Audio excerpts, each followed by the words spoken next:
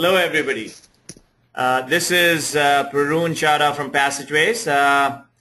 We have a lot of people already on the call here. I guess most of you guys are joining in, just about now. I am making sure that we get most of you guys to join in before we start. Today we have a very exciting topic. We have a topic that has generated a lot of interest. I have a great speaker in Joe Inskeep. We're going to hear from Joe in just a bit. Before we do that, let me give you a quick little background about Passageways, as well as the governance coach where Joe works. So Passageways, as most of you guys know, we are a provider of a board portal solution, boardroom technology that allows you to go paperless in the best possible manner for your board of directors and your committee meetings. We are certainly excited to not just build the best board meeting experience, but also really lead the conversation when it comes to making your board meetings more effective. Today's presentation is one such result. Joe is going to talk about the 3 elements of accountable governance. This is a hot topic. A lot of people actually really requested a session like this, and we are happy to have Joe with us. Joe is trained in theory and implementation of policy governance, and he has 25 years of experience leading both nonprofits as well as for-profit organizations, and certainly with an emphasis on human development and group process and organizational change. That's a little background on what Joe typically does. He's got a lot of experience working with boards, and today's presentation is a summary of some of the best practices and some of the things that he's actually really succeeded with in the past. So with that, I'm going to actually really allow Joe to do a quick little introduction about himself and the governance coach, and then get right into this topic. Joe, please take it away. Thank you, Paroon. Can you hear me, Paroon? Yes, we can hear you just fine. Thank you. I'm going to assume so. Excellent. Okay. Welcome again, everyone.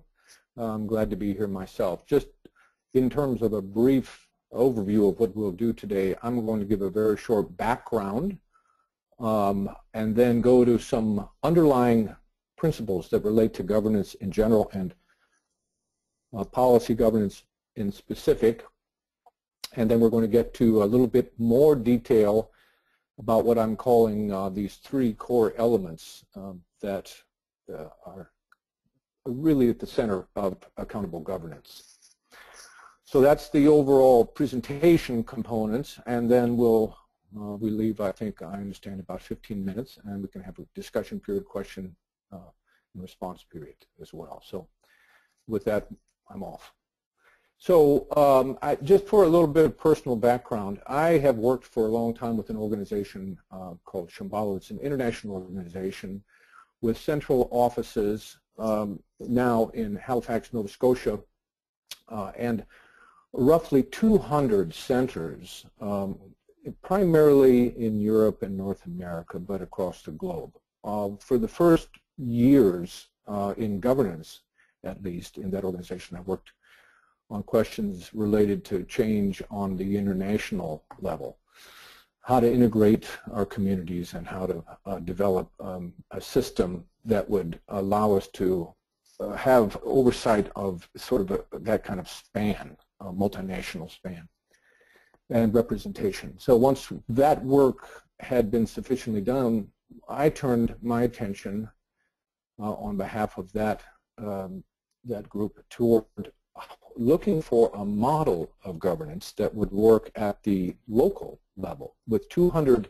centers, the question was, is there a model of governance out there that could be used as a template that would fit across various kinds of size, location, cultures, and so forth?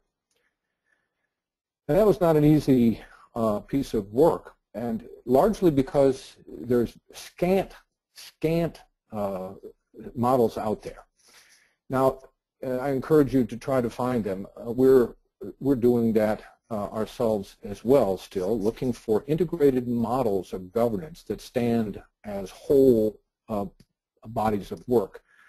What you do find, and Paroon alluded to that, and many people write on this, are excellent best practices.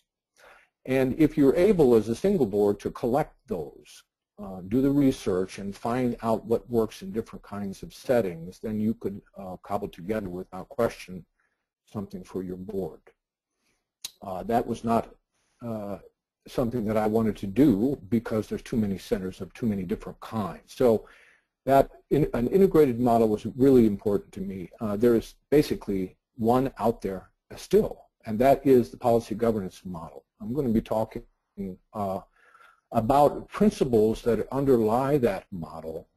Their governance principles you would find in a number of places, most of them, but to have them integrated into a whole, stem to stern, it's unique to policy governance. So that inquiry led me to what's called the International Policy Governance Association, which is the house, so to speak, that holds this body of knowledge. People who practice as board members with policy governance, and people who consult to practitioners, and people who are interested in research and education and so forth.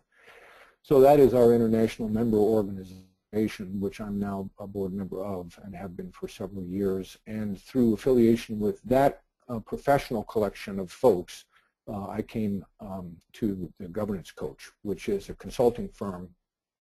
We have 6 consultants. It's in the United States and in Canada.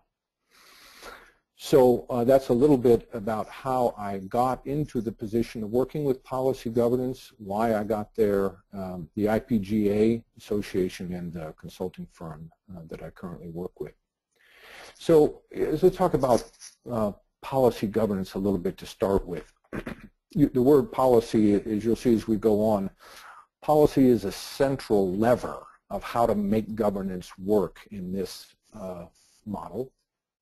And it certainly is about board governance as opposed to management. We'll talk a little bit more about that. What's really powerful and interesting about this is, as I said, it's an integrated theory. All the pieces are made to fit and work together elegantly and simply, like a well-made watch. So you don't have anything extra in here. As it says, they're reduced to the essentials. In other words, when you study policy governance, you're studying the components that are required to be present to ensure effective governance, and you're not talking about a lot extra. And these elements of the model are universal principles, and when I say that, what I would mean by that is that these governance principles can be applied to almost any kind of organization in almost any kind of sector. So they're universally applicable, and they're scalable to size as well. So I mean, those are some key things that were very important to me about the model itself. So in this, if we were to look, in policy governance, if we were to look at the role of the board and to ask, what's the board's role? Why is it there? We have this, that the board exists on behalf of some other group, usually, to be accountable that the organization works. So as you all know, most of the individuals on whom the board is accountable to, they're far away, they're not in the same place, they may have less interest in governance than you would like. There's too many of them to get together in a room, so the board exists as the on-site representative, so to speak, a group that is an agency on behalf of some other group of people, with the key that they are accountable to that group of people that the organization in fact works. Now, we call that other group of people in policy governance the ownership. And we say that for boards to govern well, the source of their authority, which is that group on whose behalf they serve, should be made explicit. In other words, a board should be able to identify for itself who that ownership is, either legal ownership or what we call as the moral ownership. You know, in corporate setting, the owners are pretty obvious. They're the people that own stock, they're the shareholders. But in any organization, there needs to be some equivalent group of people, and there is some equivalent group of people that holds the position of shareholder in a corporate environment. So, for example, in a membership organization, you would say that the members stand in the position of owners. And the board is accountable to its members that the organization does the right things. In a regulatory organization, it would not be the professionals, the regulated professionals, but the general public who are protected by virtue of the regulations. In a school board or a city government or a health agency, we would be talking about the public that is served by whatever entity we're referring to. So there is some group that stands in that position, and identifying who that group is very important to being able to govern on their behalf, and we'll talk a little bit more about that as we go. So we talked earlier in terms of the role of the board that it's there to ensure something. So here's the what are we ensuring part. So the board is there to provide assurance that the organization gets two things right. I mean, if you boil it down, this is in a nutshell, that it accomplishes the right results while avoiding unacceptable conditions. So in policy governance, we call the right results are the ends. In other words, to what end is this organization for? Ends in the policy governance world are made up of the results or the benefits that one creates for society or for the population served, which people will benefit or receive those results. So the results and for whom. So the second component is for whom, and the third component is at what cost or worth. Or in a nonprofit, it's easier to think of it sometimes as being at what priority. Of all the things that we could do as a nonprofit, working in Indianapolis, Indiana, to serve a series of communities, what are the things that are most important that we do? So what priorities? That has a cost aspect to it, because in doing some things we're unable to do others. So ends are both results for populations and priorities about those, or costs related to those. And we're also saying here that a board's responsibility is not just that the organization gets those things right, but avoids unacceptable conditions. So that's the one that usually makes the papers, isn't it? You know, somebody's organization goes off the rails and it turns out that the board was asleep, or that the board wasn't clear about identifying the conditions as unacceptable to begin with. So we would say that this is a key piece right here of what the board is responsible for doing. In governance, when we think about governance or a governing board, we're saying that this is where total authority and total accountability exists, at the top of the house, so to speak. So the ownership gives to the board, puts the board in the position of having total authority and total accountability for that organization. And we would say that the board as a whole holds that, not an individual like a chair, but the board as a whole is where all authority and accountability resides until there's a decision to give some of that away. Normally, of course, that's given away to a CEO, and as most of you probably know, if you serve on a board, the simplest way to delegate is through a single point, that being the CEO. So the board as a whole would sharpen its pencils and come to agreement about how it feels, and then be able to communicate that perspective to one individual, who then gets into the business of making things happen through delegating to whatever operational channels, groups, means he or she chooses. So the board is where this sits until some is given away. Total authority, total accountability. Here's a big one. For boards, whether they practice policy governance or not, the governance role is distinct from management roles, even if board members assume some or even all of the management roles.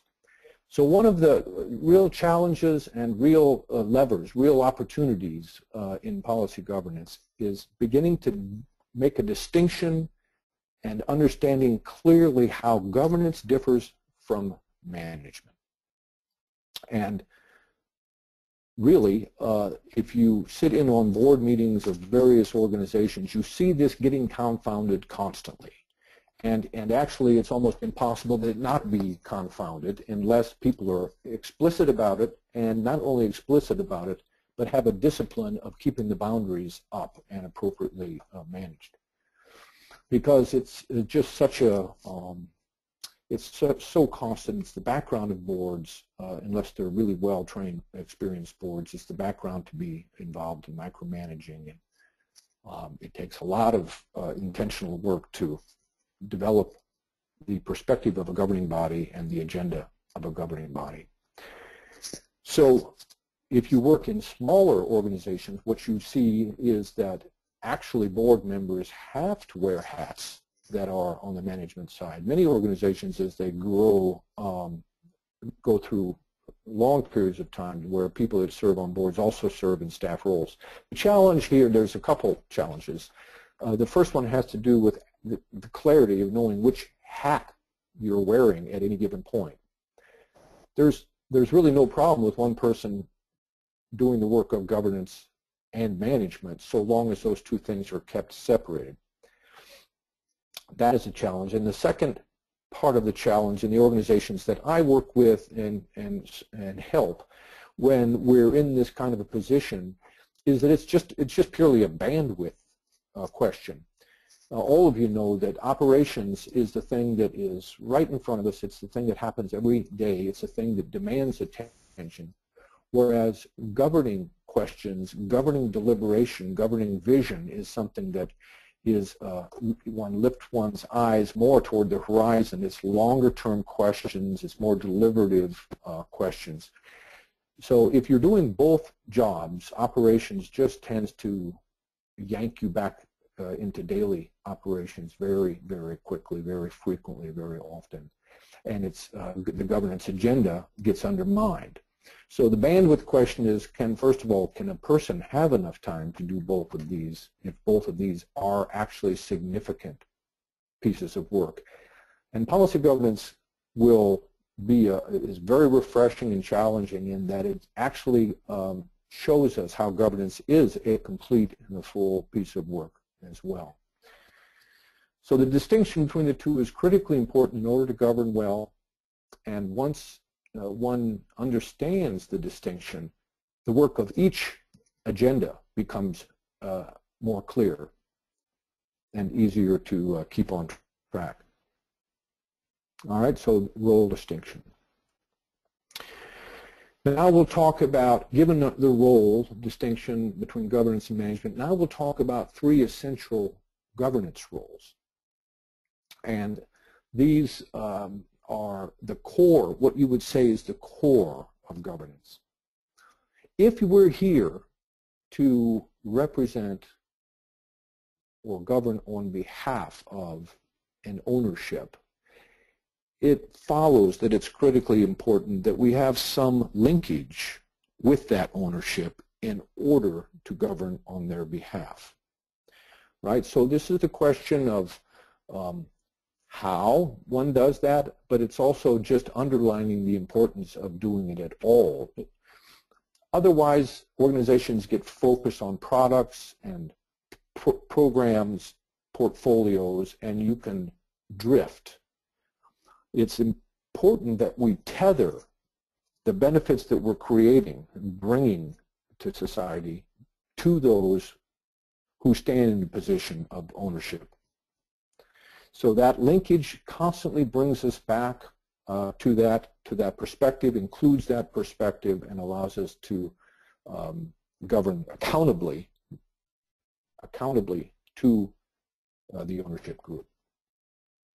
So when we say accountable governance, three key roles in accountable governance in our title, we're talking about the kind of accountability that a board has both to society in order to avoid illegal, unethical practices and behaviors within the organization, but also the accountability to the ownership group so that the right benefits are being created for the right recipients at an acceptable cost.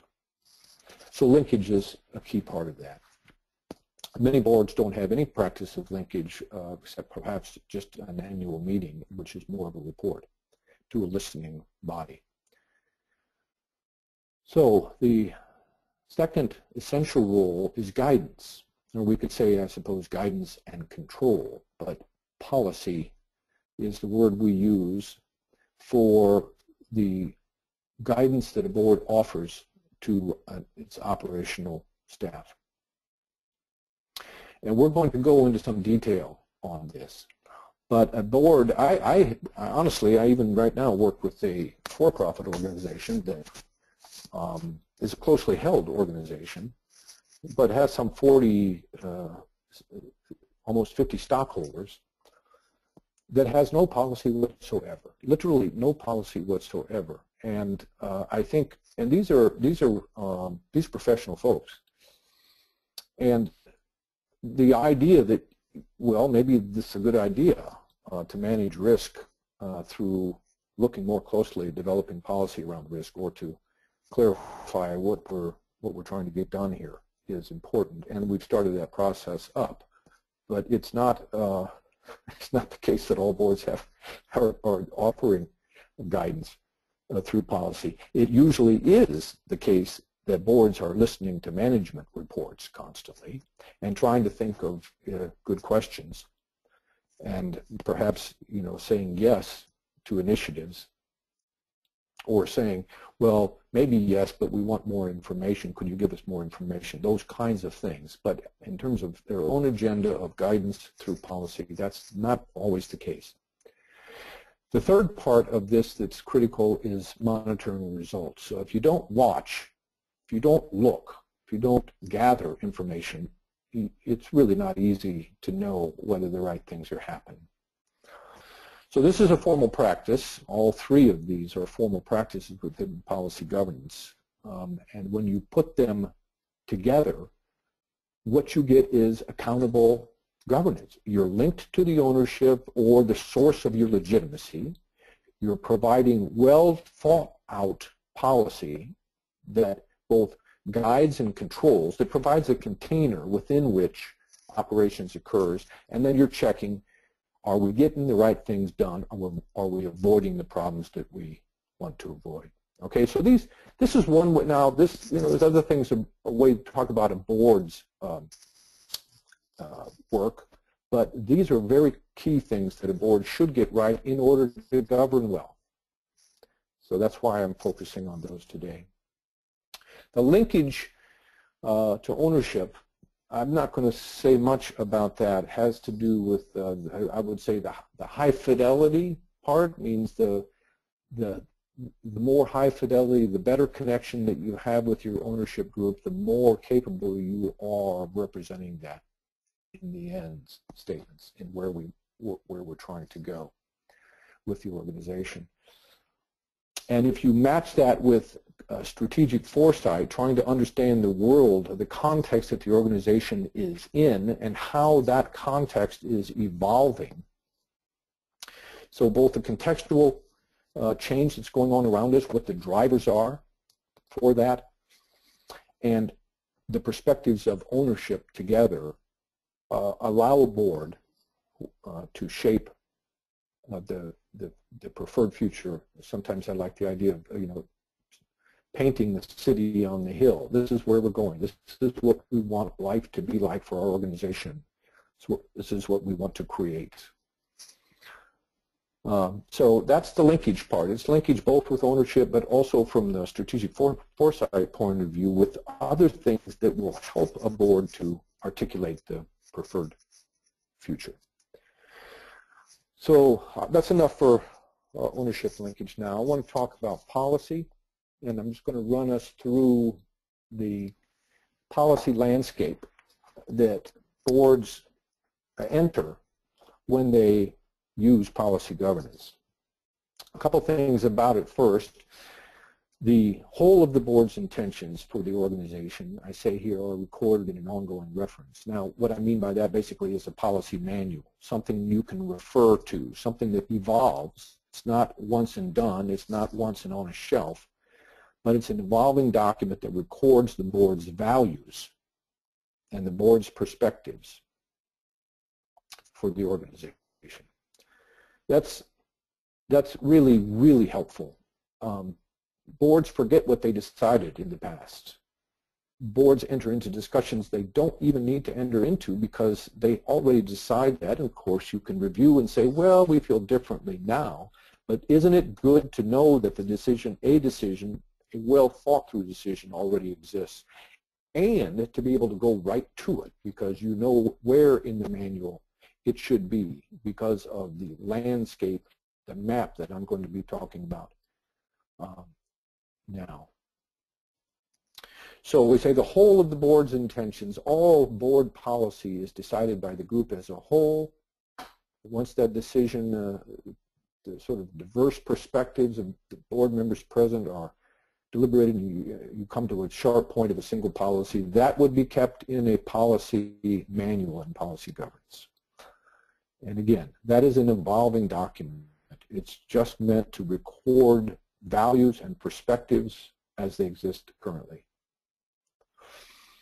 Policy granularity, in other words, how fine, how large are the policy pieces. So the guidance that's given in policy governance, and I was going to say John Carver because John Carver is the individual who worked for years and years and years to develop this theory of governance and practice of governance. I want to shout him out because a man of immense integrity and thoughtfulness and a great deal of training, organizational development, psychology, organizational psychology, who saw boards running amok and said, well, I'm just going to do some work on this. And we years later have policy governance. His comment is, in terms of the amount of policy, don't write down everything you can, for heaven's sakes. Just write all that you must in order to ensure that the organization has the right guidance. So another image is that he has is that the board should have its arms around the whole organization without having its fingers in all of the details. So what this is getting at is a proper level of guidance and control, but you don't want to micromanage. You don't want to try to usurp the creativity of the very people whose jobs are involve knowledge and skill in making things happen and how things can be brought to occur. So operations is is the realm of the management and the staff, and the principles, perspectives, and values, the larger, larger items are the realm of policy. So I'm going to talk now about policy landscape. Let's just assume for a moment that we have a circle, and we're going to put all of the policy that has to do with this organization into this circle. Let's divide it into two halves. So on the left here, you have any policy that the board feels it should articulate that has to do with the board itself. And on the right side, we'll put any policy or perspective or value that the board has that relates to the organization and what it gets done and how it gets it done. All right, now let's look at the board policy part on the left.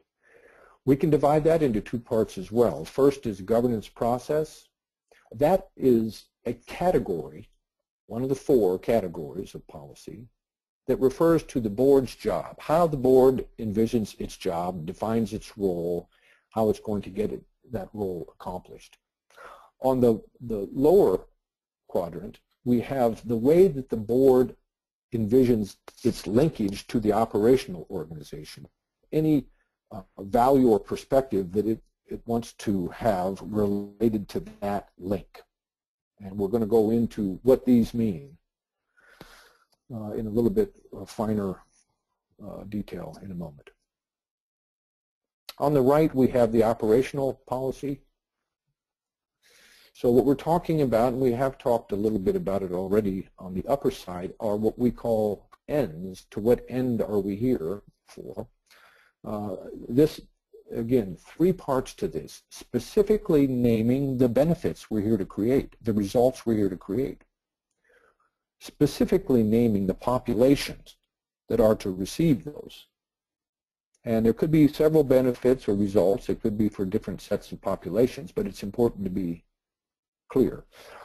And the third component is the cost or priority. It might be a certain portion of the budget given to this result or benefit, a certain percentage given to that, or it could simply highlight priorities here and allow the operational folks to move resources to according to that priority level. So that's the top. That's the ends policy. On the bottom are executive limitations. Now this is a kind of can be challenging for some people to understand this, for all of us to understand this specific set of policy. It's called executive limitations. It's whereas the top is about the ends, the bottom is about the means. All right, so you can divide all of the policy that relates to the organization in both the ends or means. The means are the practices, procedures, programs, activities that are used, that are chosen in order to accomplish the ends, to make the benefits or results happen. Now, theoretically, you don't want the board to micromanage. You sort of want the board to be out of telling the operational folks what programs to use, because the operational folks in general know more about that question anyway. So what is the responsibility of the board in terms of methods or means used? The responsibility has to do with making sure that inappropriate, unethical, imprudent, illegal methods, means are not chosen. And sometimes operational folks don't always care. Sometimes operational folks feel pressured to choose methods that are imprudent, like a level of debt that's imprudent in order to accomplish the program that they want. And there's all kinds of ways that we can talk about methods that are imprudent and illegal and inappropriate for whatever reason.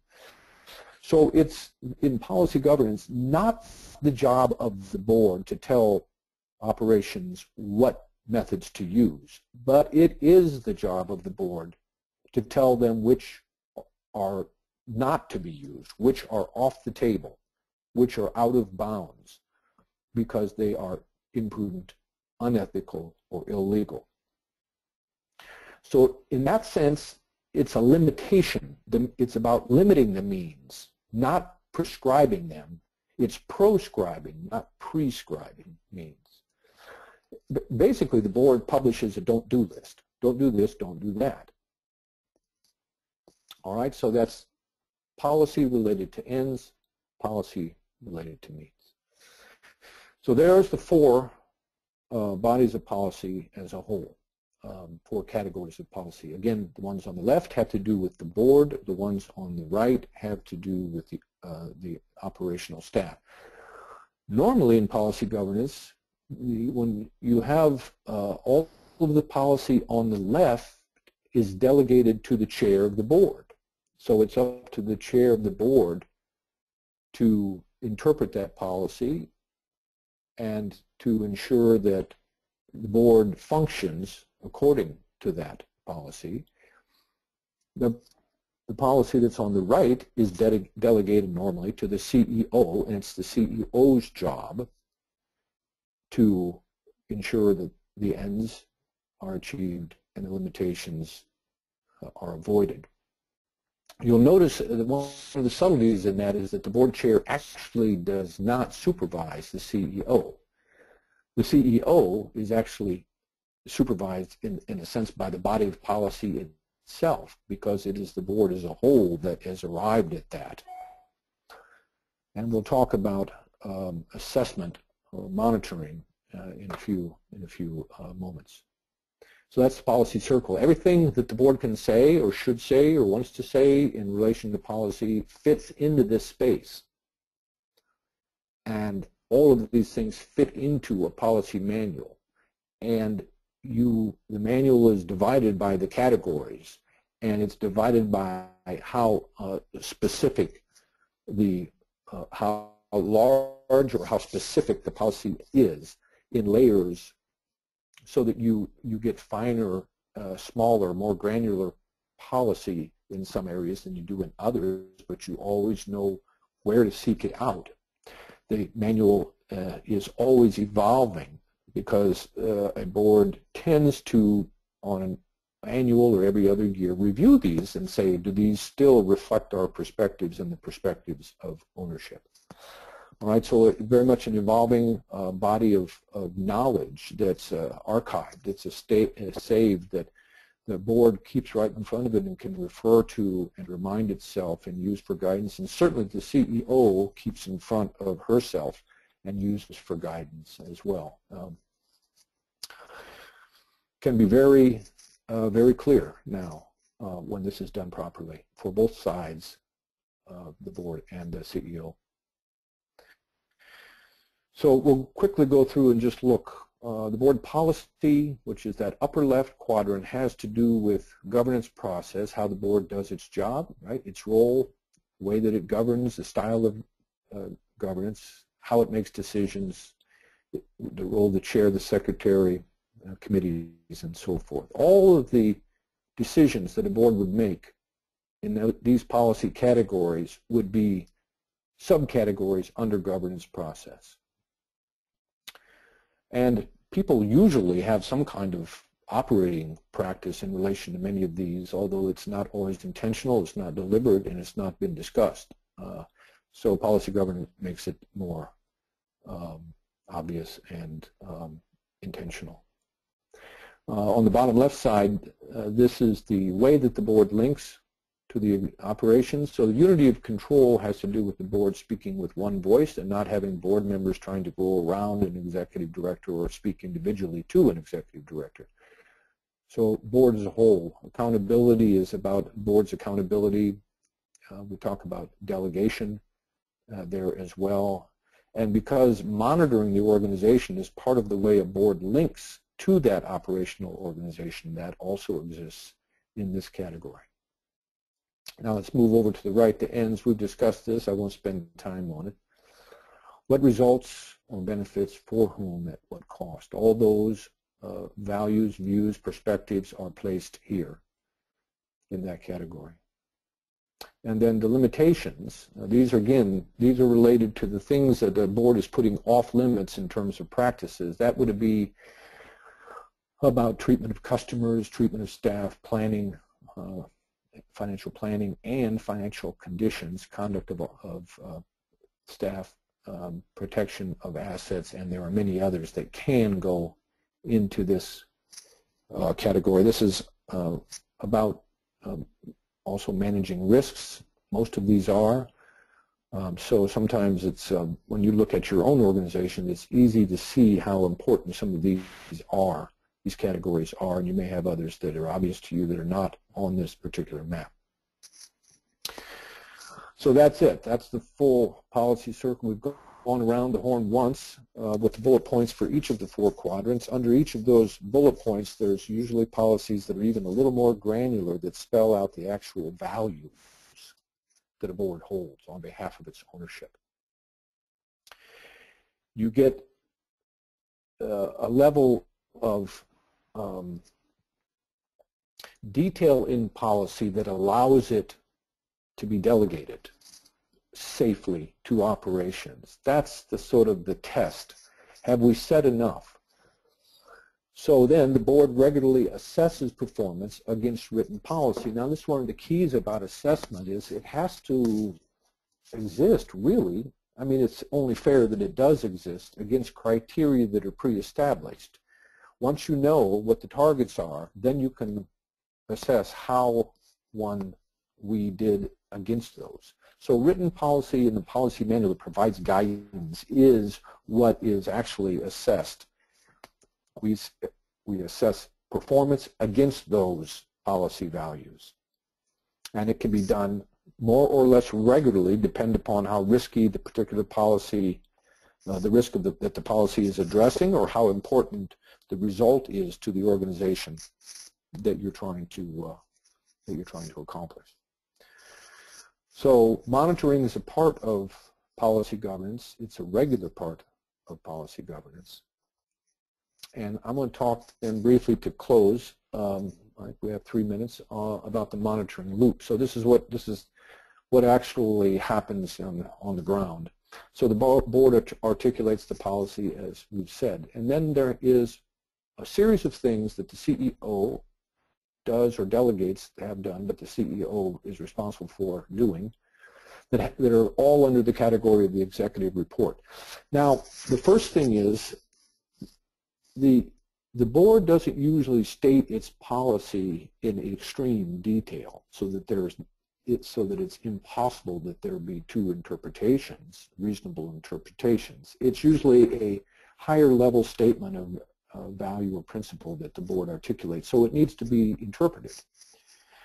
The executive report that's a part of monitoring would give the operational interpretation of that policy, a reasonable operational interpretation, not the interpretation that the board might favor, but any reasonable interpretation, operational interpretation. So the meaning here is that as long as the board's presented enough detail so that it can be reasonably interpreted, the board should allow a reasonable interpretation that the CEO prefers. If it's a reasonable interpretation that the CEO has made of that policy, and yet the board feels like, that's not exactly what we had in mind, the board then should refine the policy itself.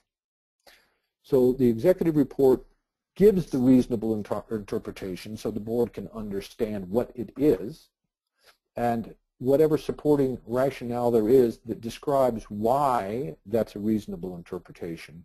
And then there's been some data collected about compliance. So the executive report basically contains those 3 bullets that you're looking at, and then the board receives that report on the monitoring date and asks itself the question, is the interpretation reasonable and does the data confirm compliance? As long as those 2 things are done, then it's a check mark. Things are going well, and that actually represents the CEO performance assessment. In other words, what the CEO is paid to do is to perform on policy. So over the course of a year, as we review policy through monitoring, there's an ongoing sense of performance that's happening, and a large part of the CEO evaluation is simply at the end of the year reviewing these performance evaluations and seeing, did we get done what we wanted, did we avoid what we wanted to avoid. So that's the monitoring loop, and then there's also important that the board itself evaluate itself and evaluate how it's coming with the discipline of governance. So, maintenance needs to be intentional and continuous. Policy governance board that I'm on, we review ourselves briefly, but every single meeting across a set of key questions that we ask.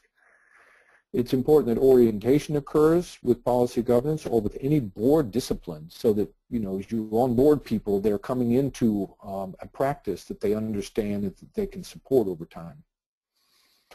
Board education is so important. Ongoing education and enrichment has to do with strategic foresight. It has to do with ownership. Linkage has to do with just good governance practice that you might want to train in.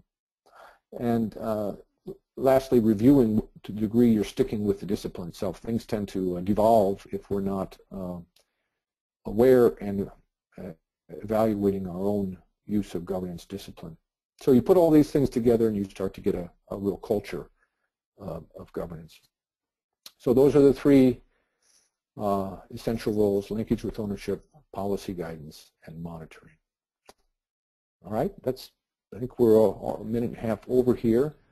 So I'm going to turn it back to Paroon, and we'll have a discussion, question period, whatever you would like. Thank you, Joe. Thank you for the presentation. Some good stuff, you shared with us. At this time, we are going to, try and get some questions in. So if you are, looking to ask a question, please use the chat box in your console, and we can get, some of the questions queued up here. As we are getting some questions queued up, I would like to actually really kind of just take the chance to, thank Joe for the, the insights that he's presented today. For some of you guys, keep in mind that, there is a conference that's coming up at the end of the year, our annual client conference I'm talking about, and, called Powwow. Joe is going to be a speaker at the conference as well, where he's presenting a slightly, different topic, but certainly, will have, a lot of deep insights into, the process of, better governance. For more information about our conference, you can always go to our website, www.passageways.com, and, from there you will be able to find out, all the details of the conference. The conference is actually in Indianapolis from May 12th through 15th. And you can sign up for the conference, as we speak. We are getting a few questions here, so I'm going to ask the first question here. First one, is coming from Samantha, and she's asking, would the strategic plan be considered policy? So the plan itself, is that part of policy or not? Yeah, no, that's a great question, Samantha. It's, so the way let's use that example of the city on the hill. The board's role is to very specifically in policy is to articulate the results to be achieved, the results, not how to get them, but the results to be achieved for which populations and what the priority level or worth is. Now, I use that example, the city on the hill. You can look across the valley and there it is. You've articulated that. The strategic plan is usually how we get from here to there once that has been articulated. So that is a management document, right? That's Once the city and the hill is stated, then that's where the operational folks take that and say, okay, how do we get from here to there? And there'll be a series of steps and X number of years, and the priorities will be, the milestones are going to be this, and we'll know because we see that. That plan itself is a management plan, not a board plan.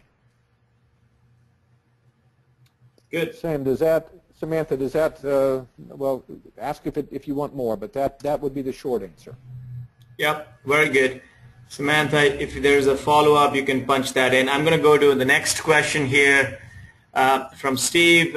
Steve's asking, how do you deal with board members who want to delve into the operational tasks rather than stay at the high-level strategic objectives? This is a common question we get in a lot of presentations.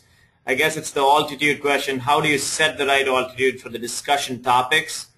What I know from my experience from from various boards that I've been part of, I think it is important to remind the board members that the board meeting should be spent 80% of the time looking ahead, perspective, and 20% of the time looking at the past results, which are retrospective.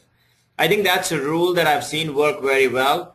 Let's think about what we can affect in the future rather than spending a lot of time trying to look at what just happened. But I'm interested to see what Joe has to add to that. Go ahead, Joe. So you dropped off just for a moment, but I missed a little bit, but I think I heard most of what you said, and I agree with that. I think the key component to this, in my mind, is that the board actually has a job description written down that talks about what its role is supposed to be that it distinguishes between the roles of governance and the roles of management. That's the first key, is to understanding the difference between those and where the cutoff is, where the handoff is. So once that's clarified, and that's the biggest hurdle conceptually.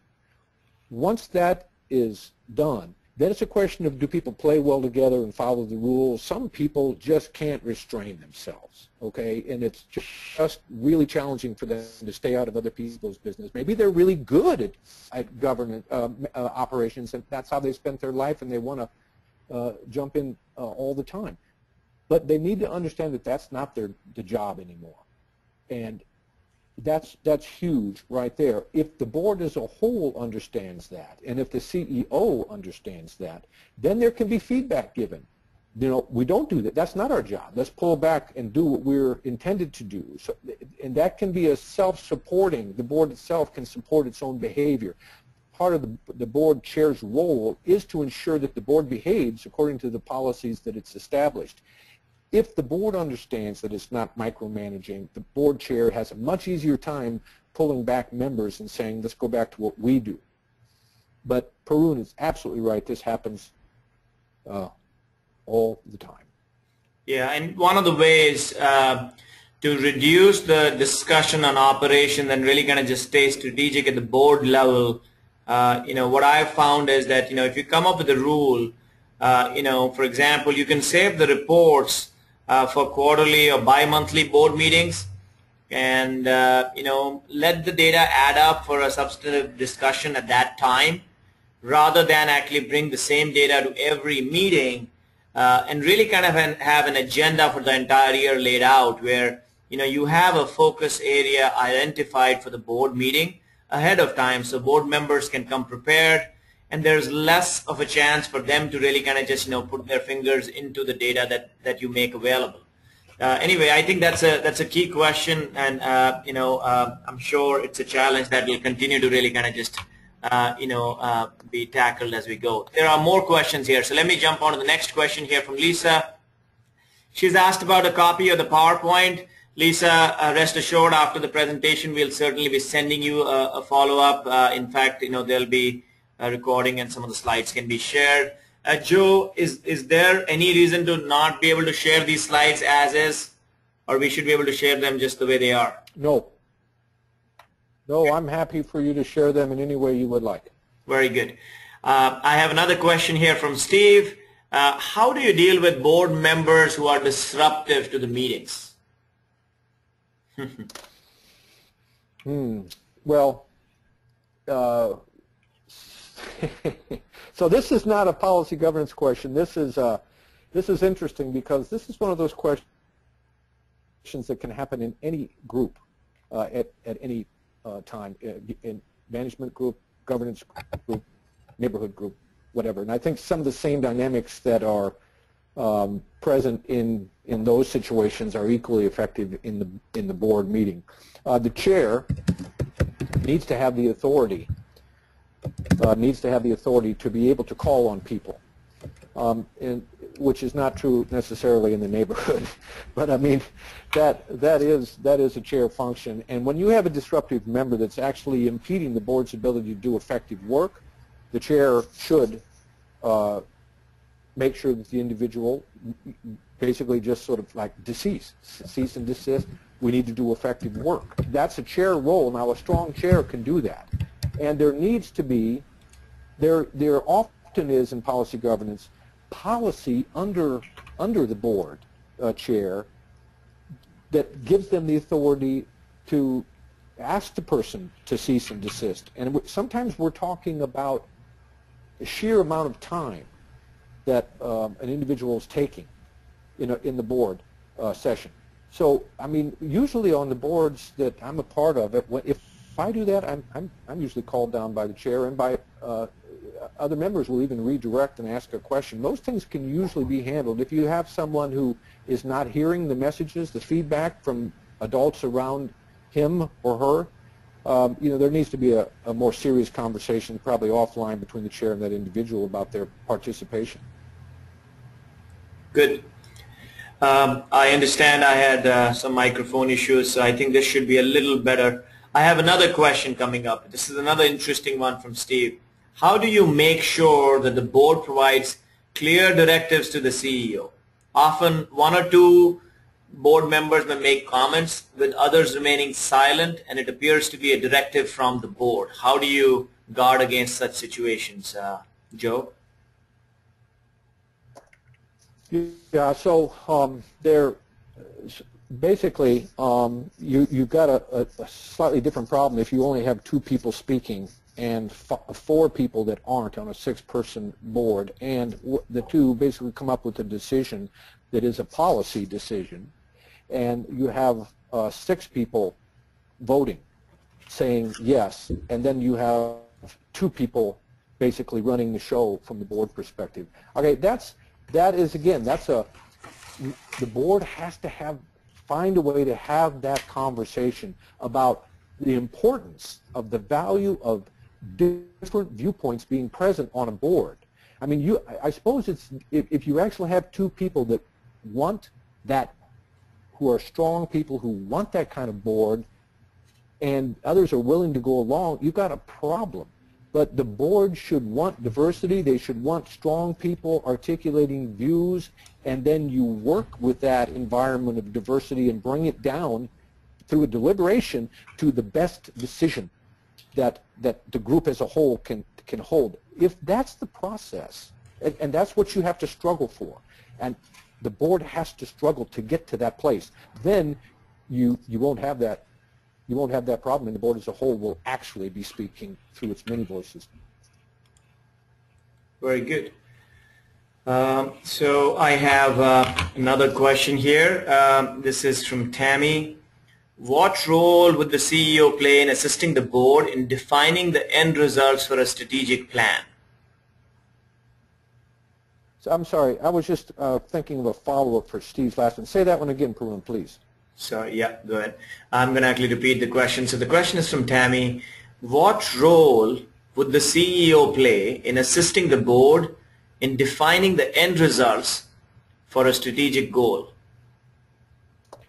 So let's just make sure, does Tammy mean, if Tammy means by strategic goal, what I mean by the end policies, in other words, a result to be achieved, or a population to receive it, or a worth. If that is what you mean by a strategic goal, then the CEO, the board is the individual, is the group that is deciding those. But the CEO, for example, in the International Policy Governance Association meetings, that we have the CEO and the operational manager are always present in our conversations, and their support is very helpful as we discuss things. And they understand the right boundaries, that they're providing supporting information, particularly when the board is asking for supporting information that enriches the discussion. And that's a critical thing that Carver actually says, John Carver actually says in the book, the board, using all the wisdom and resources available to it, makes decisions in these policy categories. The board is not intended in policy governance to sit in a vacuum only with board members present. The board is intending to input all kinds of enriched resources, including the CEO and key operational leaders, when that information helps them move the ball down the field. So it's not, as decision makers, it's not in terms of, in other words, it's not the CEO is not the decision maker, and the CEO and the board should be aware of this, of the CEO trying to present information in a way that shifts the decision to their preferred place, but enriching the deliberation, supporting the dialogue, offering information. Yes, yes, yes. Good, very good. You know, that's an interesting sort of question there. Is providers for board portals, what we've seen is a lot of our customers have started to make available their strategic plan itself using the board portal. Planning itself is an ongoing process. Most organizations have an annual plan and they review it quarterly. Making the board have access to the strategic plan at all times using a board portal is a great way to make sure not only are they constantly referencing it and keeping on top of it, but also really making it easy for everybody to stay on the same page as far as the plan is concerned. So as you think about making your board the most effective organization, the most effective group you have, certainly think about giving them the tools that allow them to be most effective. And board portals, are getting popular because of, this is one of the reasons why, we find people really kind of just lean towards adopting this technology. Now, that really kind of just, finishes our presentation. We are a couple minutes over as well. I do want to thank everybody for their time. Certainly, I want to thank Joe for a wonderful presentation here. And please keep in mind that you can get in touch with both myself at Paroon at Passageways.com as well as Joe, and we'll send you the information details about Joe as well in a follow-up email. Thank you for partaking today, and thank you, Joe. Most welcome. Hope it was helpful to everyone. Look forward to seeing you down the road. Best wishes. Thank you.